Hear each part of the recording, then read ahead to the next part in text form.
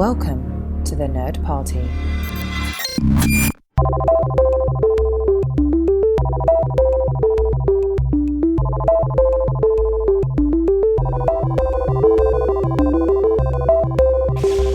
Hello, everybody, and welcome. This is Second Contact, a Lower Decks commentary podcast. I am your co-host, Tristan Riddell, and with me, as always, is... Charlene Schmidt. Charlene Schmidt. Today, we are talking about Episode 7 of Lower Decks, Much Ado About Boimler. Yes! We have the transporter malfunction episode. Yeah! Yes! When you and I saw the trailer for this episode, both of us were just like, yes, transporter accident! Okay, is that a little weird? Or is this just a Trek nerd thing? We're getting excited about transporter accidents, and we're going to see a whole lot of them in this episode. I think it definitely has to be, because that's the beauty of this show, is it plays on the Star Trek tropes. Like last week, we had a holodeck malfunction episode. Right. So now we have to have the transporter accident, and we get the preview for next week, and we're going to go in a completely different direction. But what other sort of tropes in Star Trek that they haven't covered do you want them to cover? Can you think of anything off the top of your head? I was thinking like the one where it's like a personality switch, or like they're joined together, like a la Tuvix, I think would be fun. Oh, they should definitely take on Tuvix. Oh, yeah. Man. Can you imagine like Mariner and Boimler together as Tuvix? What would you call it? Boimler? I don't know. No, it's got to be Boim. You got to have the Boim in there, like the... You really do. And this episode emphasizes the necessity for that. Boim me up. Yeah. That's good. Boiminer. There we go. Boiminer. Okay, I'm here for it. Let's go. Boiminer. All right. But yeah, so this one's really crazy. This one had this went in some different directions that I really enjoyed. Like there's some twists, there's some turns, there's some surprises, good surprises. And yes. I enjoyed this one. I laughed. I think I was more intrigued with the storyline than I did find laugh out loud funny moments.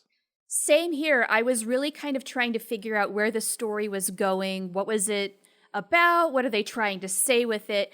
I maybe didn't laugh as much, but there's some really good stuff here. And as far as stories go, this is a good, strong outing. So with that, what do you say we watch this episode and commentate? All right. Per usual, what we do is we go 3, 2, 1, hit play.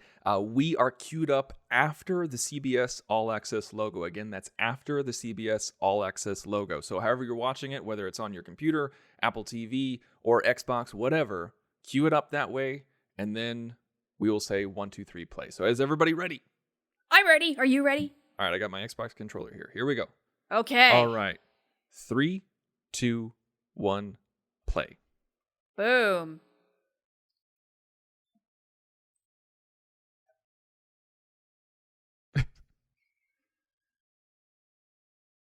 They're not even in their pajamas. I hate that we haven't seen them in pajamas. Yeah. What's this about, guys? They don't even have Starfleet issue pajamas? At least they have a great view. I mean, it's true. You can't get tired of that view. The starscape. Now, we did get in the teaser from last week that we were going to have Doggo here. And this just reinforces my thesis from last week that nobody should be programming anything on the Cerritos. They do it just a little bit off. I love that she admitted that she does it when she's in the bathroom. Hey, who knows how long it takes Orions to go to the bathroom? You know what I mean? That's true. I mean, not as long as Bolians. Am I right? This is true. She were a Bolian, she could be in there for hours and everybody would steer clear. So this is legit terrifying. Like, I thought this was going to be like a horror aspect of the dog. Like, I thought this was going to be a horror episode with the dog. Yes, and granted, this is a demon doggy. But I love the twist that we'll figure out later as to why this dog is programmed this way. So this was an interesting episode for Mariner's backstory, where we get a little bit more information, but not much. Like, we didn't really learn anything new. But at the same time, it was a nugget. I was hoping to get a lot more. Is that what you were expecting? I thought this was going to be the episode where we see some sort of definitive event. Yes. But I remember that I want to say, I want to give credit where credit is due to you, because you talked about how she could have been, like, how do I phrase this? Like, you talked about how she could have been like a commander and then knocked down to ensign. And I said, I don't think that's true. And I still don't, but I do want to give you credit because this person, this captain that we see in the episode went to the academy with Mariner. So it could have been possible for her to progress that high. I still don't think that she would have been knocked down that low. I don't think she ever went up. So do you suppose maybe she was a lieutenant commander? I do think this might be a clue that she was a first officer at some point. I think anything can go, but it's also a little weird here because she went to the academy with this captain, but she's still an ensign, and they talk about that. But then in previous episodes, we hear her talk with Boimler, and Boimler says, we're about the same age. So it's true. How is that possible? Because, like, he's the go-getter. Like, he would have been, promoted if he had more time, because she's a seasoned vet, but still an ensign. He's brand new, but still an ensign. So how does that work if they're about the same age? So I don't know. It's weird. Is this a cosmic thing where in the grand scheme of things, when you live to be 150, let's say a 10-year age difference is more like a year? I don't know. I mean, that's interesting. That's really interesting. I think it's Star Trek, so there could be a million reasons why. Absolutely. That does kind of tell us, though, that Mariner is older than maybe we at first thought, right? I think so. And maybe Boimler doesn't know. Like, maybe Boimler just assumes that they're around the same age because they're ensigns.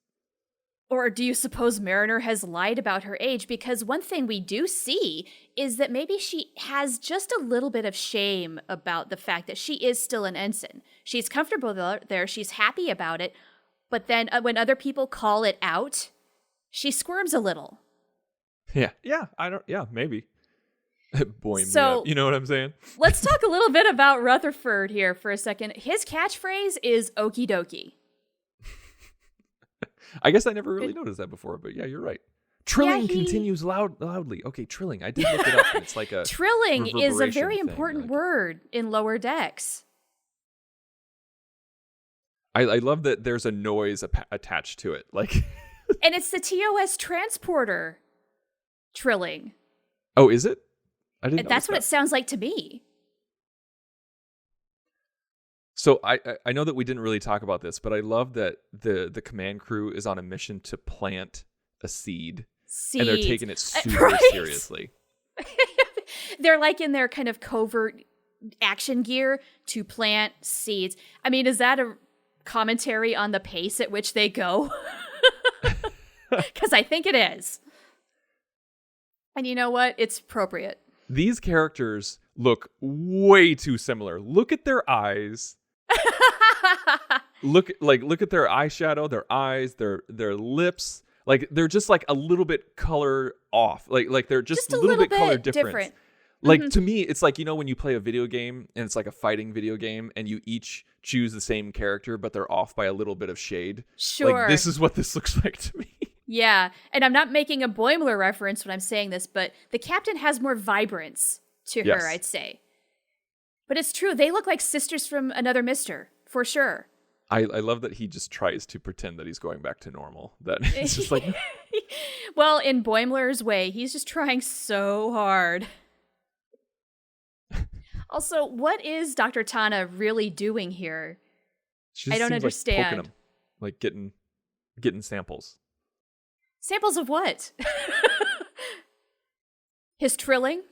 I do love that how hard he takes this. Like, he's literally crying. He's like nobody wants a sparkly captain. Yeah, I kind of feel like if he had just owned it a little bit, maybe he could have had some fun with it, but that's not Boimler's way. That's Mariner's way. She would have found some way to just say, hey, look at this.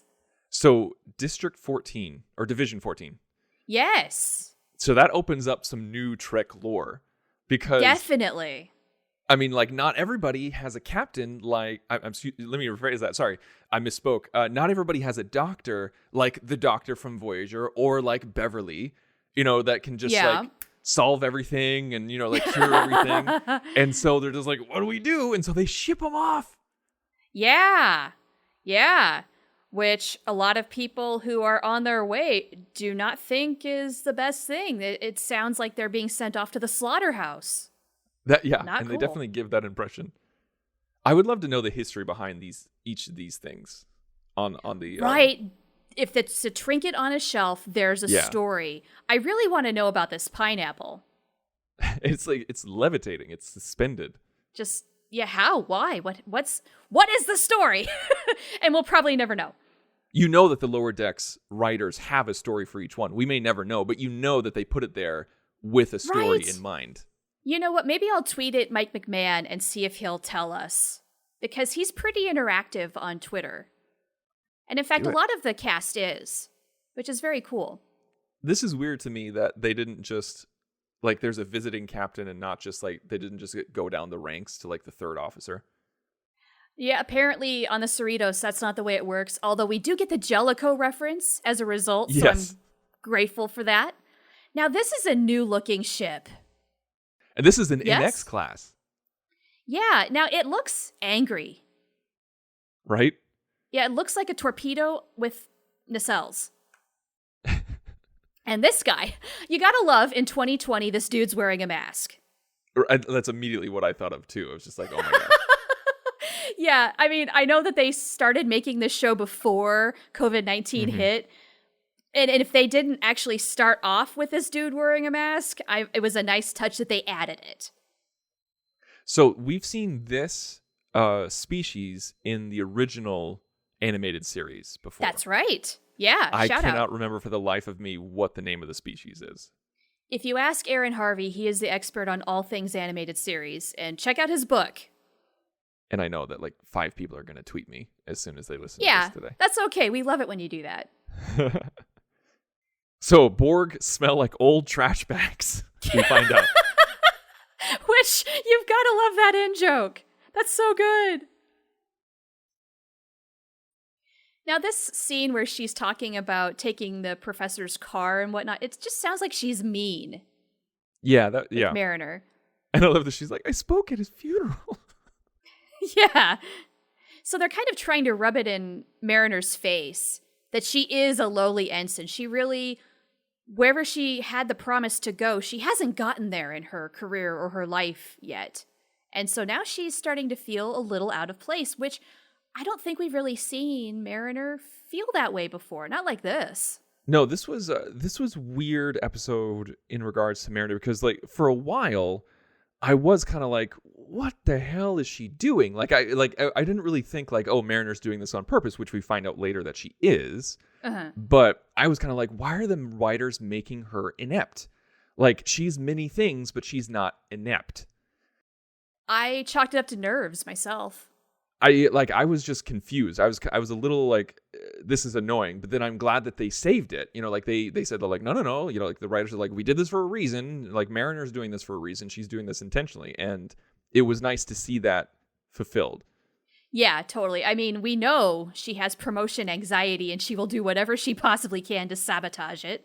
So here we go. And yet, yeah, she is, before you figure out the twist, I was wondering, well, is it because of the pressure? She's in this position, she knows she's capable, but it's sort of like folks with test anxiety.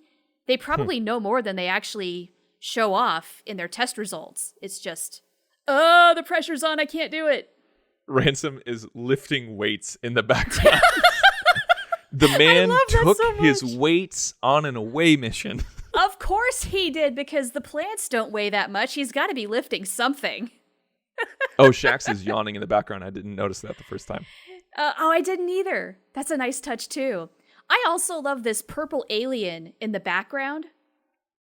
Have we seen him before? I don't think so. I think this is part of the substitute crew. We may never see him again, but it's a cool look. Yeah, definitely. I love the purple hair that kind of look like dreads. Yeah, totally. But I'm sure It's it's good like a stuff. part of his body, like in Star Trek ways. Yeah, I'd like to know more about this race. Who is he? What is he called? I'm assuming it's he. He kind of looks masculine, has the broader shoulders. So this storyline started to concern me. Like, How so? once again, like it was kind of like the Mariner storyline where I'm like, what are the writers doing?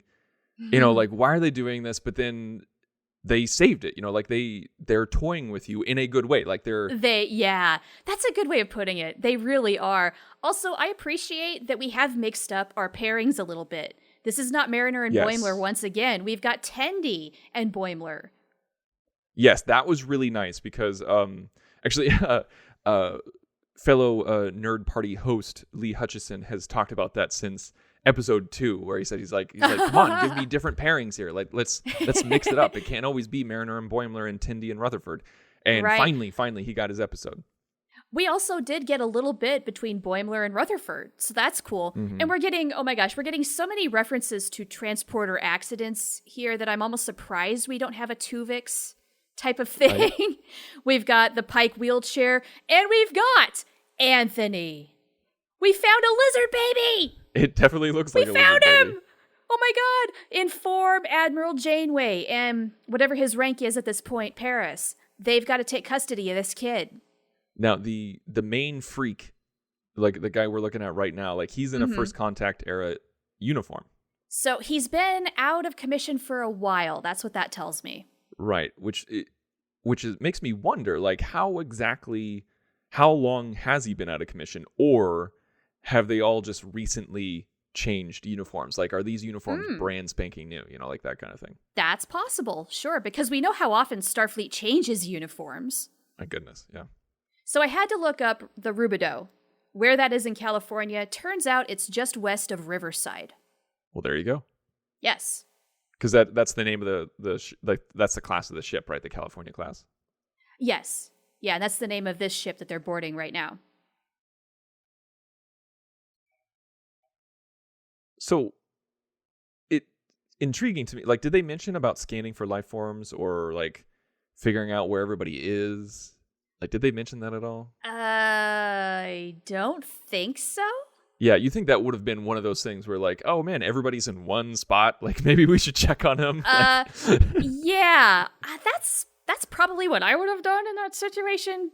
I'm not exactly sure why they did. Why are they figuring it out as they go? That's not exactly the best protocol. You want walkies? Let's go for a walk. That always makes me think of Wallace and Gromit.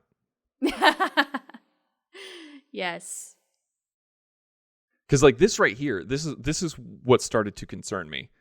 Whereas just like when Tin even said, that doesn't sound very Starfleety. Like this is not very Starfleety at all. Like, are they hiding them? Are they gonna put them in prison? Are they not admitting to their mistakes? Like, I was really scared that was what they were going to do. Like that's the direction that they're going in. Honestly, yeah, at this part of the episode, I felt the same way. I thought, oh, they're sending them to the farm. You know how sort of like if you had a pet when you were a kid and say the dog got run over or something and the parents don't want to have you completely break down. Well, we had to send him off to a farm where he could live his life freely. And it means, of course, they send him off to die. Right. That's exactly what they're referencing. I really like this guy. Like, I kind of want to see him more. Yeah? Yeah. And I like that he's just... Oh, and then the dog's just ripping up the panels in the back. Yeah, I love that little touch in the background. And also, why is there a floating banana aboard this ship? Is that a callback to a previous episode? Banana, hot. They had to drop what they were doing. They had to get going. I guess so. We also have a floating boot. There's just all sorts of little random objects. I enjoy the attention to detail the show puts in. So in this conversation, like Mariner talked about how in her academy days, like she caused trouble, like she took somebody's car and put it into a lake and everything like that. But then we see from this captain where she talked about how Mariner was a badass and how she helped everybody with their homework. So like she was a star pupil. Like she may lead you to believe that she caused havoc, which she might have done, but she was still straight A student helping everybody else, like that kind of person, which is good to see. Again, she's not inept, she's just lazy. Well, I think she likes to have fun. That's the thing. And her idea of fun maybe sometimes gets her into trouble. And yet she is kind of this model officer. She's responsible and she's smart and she does the work. So what's his full name again? Bradward? Is that it? Is it Bradward Boimler? Yeah. So this captain's just straight up freaked out. Like at this point, yep. So like this right here, like people could have died. Right? Like easily died if they were floating up in the air. The power was off for a reason. What are you doing? That's the thing about this show, though, is to really amp up the tropes and the storyline. You've got to take it to an 11. So it's going to be even more catastrophic than it would be on any other show because you can exaggerate it through the animation, sound effects, and whatnot. Yeah. You know? So in 7 episodes, they've lost 2 California class ships. These things are going fast. No wonder that, like, I think Mike McMahon described this ship as like the assembly line ship. Like you're going to see a lot of these, kind of like how you saw a lot of the Excelsior class ships. It's a good thing California is big because we need all the city names we can get. Yes. Oh, and side note, we did get mention of the Oakland.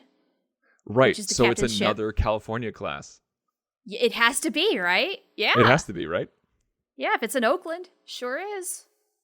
So like this is the one that this conversation I appreciated from a storytelling standpoint, like from a character standpoint, where we find out that she's intentionally being reckless and inept because she doesn't even want to get the offer to be promoted. She's preemptively protecting herself from something she does not want. Because we know from like Riker that you can refuse a new posting, you can refuse a promotion. Sure. Because like that's all she had needed to do. Like that captain could have said, "Hey, do you want to come on board?" And she's like, "Nah." That's all she has to do. She doesn't even want the conversation to take place. Yeah. So psychologically, I kind of feel like this is a little bit of an examination of Mariner.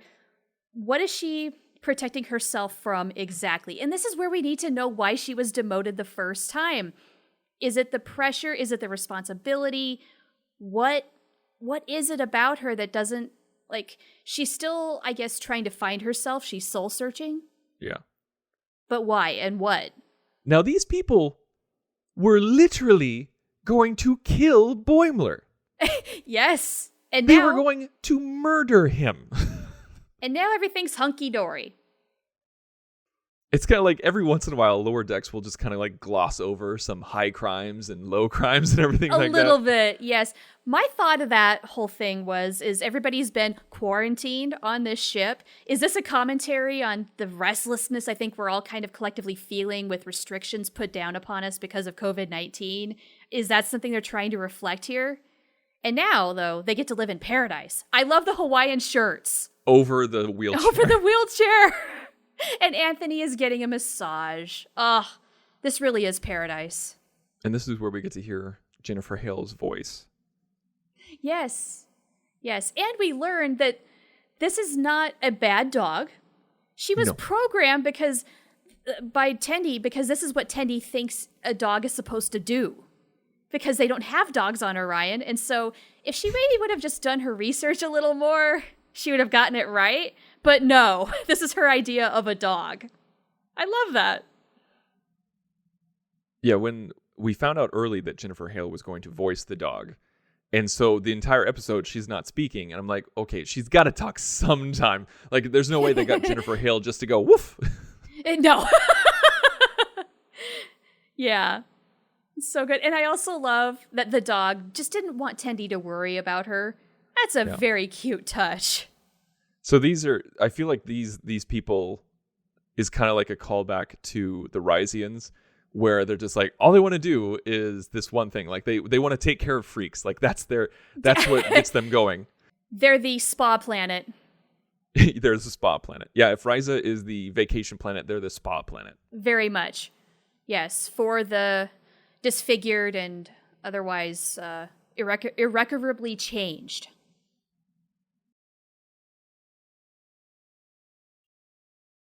Oh yeah, I love this. Like, you think? There's so many times I wish. That's the beauty of Lower Decks, is that there's so many times that you wish a character would be that honest or that Right? sarcastic. Yeah, sort of like last week when the alien outright says F you. Yeah, exactly. Yes! Yeah, they just get it right to it. It's so I think good. my favorite line in the entire episode is Rutherford saying, "It made Boimler weird." Yes, another thing you would not hear on another show in Star Trek. You just wouldn't. Mm-hmm. And I also love Rutherford talking to the transporter. Give Rutherford some juice. Kind of cute. They don't give too. It's not too terribly much. They don't give Rutherford a lot of screen time. I'd say like out of the four of them, he's the one that gets the lowest. So far, yeah, it seems. I do appreciate the time that they do give him. Yeah, he really makes a lot out of what time he does get. And I'm waiting for that Rutherford episode. I mean, in episode 2, he tries out different positions, but let's get to know him. Right. Yes, I want to know, like, just as much about Mariner's backstory. I want to know about Rutherford's backstory. Like, what accident did he have? Like, why does he have that implant? Where's he from? What's going on? I always assumed that it was something he did on his own free will. That he just wanted to get, like, more efficient, and therefore he implanted tech into his body. Oh, I think something happened. Okay. That's going to be Detmer. my guess. I love the fact that Tendi does not actually appreciate a real dog when she sees one, Right. which might imply that there might be some more pets on this ship. And also, we saw a child on the Rubidoux. That's right. Ransom, I love this. Ransom's out of focus, coming in to focus. Yep, we know yep. exactly what's going to happen. Oh, yeah. And he's going to deserve every second of it. Yep. You're not getting this one. Not tonight.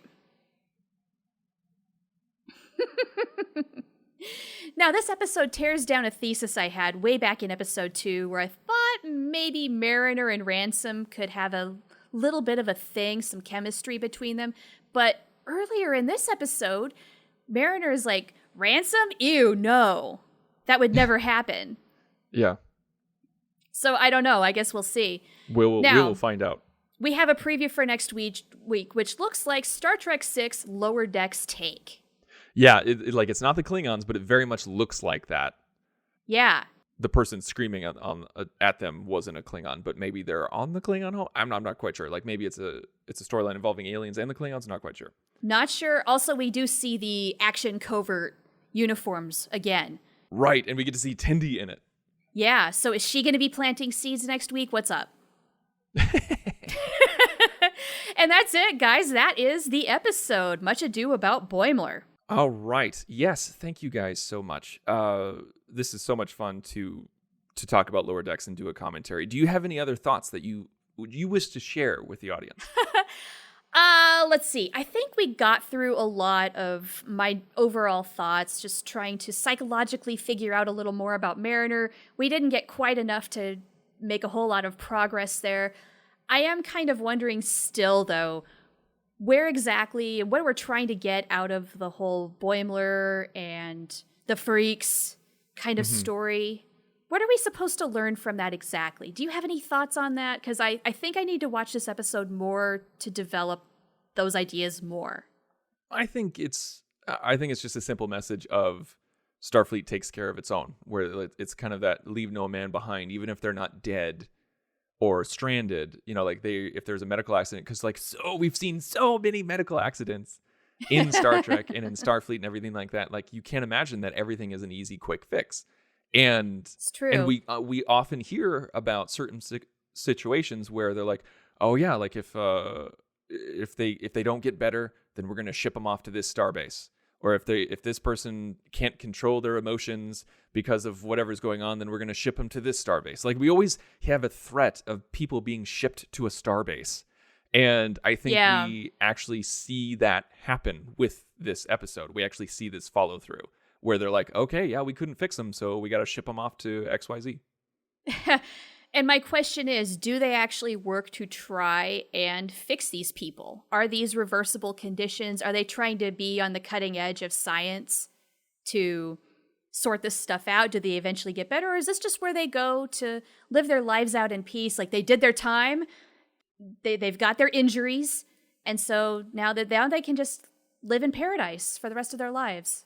Well, the guy with the 3 arms, he did say, he's like, welcome to your path to recovery. Okay. So I think that is their main goal, is to get them back to the way that they were. Okay. However they can. But I'm assuming that if they can't, then yeah, it's going to be like, okay, let's make you as comfortable as possible. Okay. Well, I mean, that sounds good. That sounds fair. And maybe, just maybe, we will see some of these folks in the future. Ooh, that'd be interesting. Anthony. Yeah. I really want to know more about Anthony. Can we please talk to him? All right, everybody, that's our episode. Thank you so much for listening. Please go to thenerdparty.com for all of our other episodes, as well as tons of other shows on the network. We got Star Trek, Star Wars, Babylon 5, Harry Potter, Doctor Who, movies, television, tons of great stuff coming at you every single day of the week. And please go to Apple Podcasts and leave us a review. You can leave us any kind of review you want, but if you give us 5 stars, you get a mention on the show. You can also see us on social media. You can find us at Facebook, Instagram, Twitter. Just search for The Nerd Party, but on Twitter, search for @JoinNerdParty. And you can find me personally at The Insane Robin. And you can find me at Oh the Profanity. And I cannot wait until next week till we get a Star Trek 6 via Lower Decks. Yes, let's find out what they did to get themselves there. I can't wait. And in the meantime, boy me out. Join the revolution. Join the Nerd Party.